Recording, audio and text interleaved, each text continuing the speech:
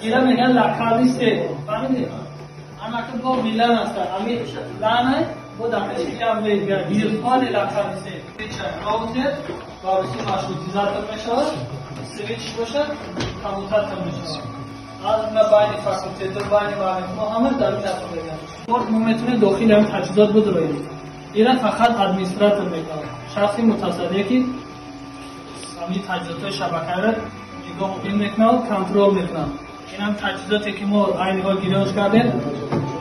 10 مگابیت دارد میتونی که 10 بومی اشته هم 10 بومی در نامش هم 10 بومی مطلب استانداردی که سوال مورد ما را پیشنهاد کرده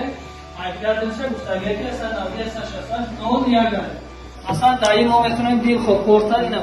یکمش قدم در اینجا مدلش شرکت دلی که مدلش DGS 1248 تی مدل تجهیزات معلومات درباره تجهیزاتی که ما دیدیم IP ادرس شایباز میکنیم پرول شایباز میکنیم مدلش کیه کدام پورتش پورتا گفتاد چی را در نظر داریم اینا 48 تا پورت داره ما میتونیم همین 48 تا پورت عین حال یکتش اکتیو نیست یکتش فعاله پورتی که ما یک پورت میذاریم مانابلوک پیوست کنیم اگر از 48 تا مانابلوک 48 تا کامera و دیگه طور نصب پیدا میشه ما میتونیم از داخل همین دیر خوب پارچه خاموش کنیم در حالت که شما اگر 4 تا پورت استفاده کنید 4 تا ای خاموش میکنید و پورت کار استفاده کنید Випси диктирует قسمش رو که программа обеспечения дora ida программа средства защиты информации программа обеспечения dora их qismichanda ya дуемаш чия востафой тажҳизот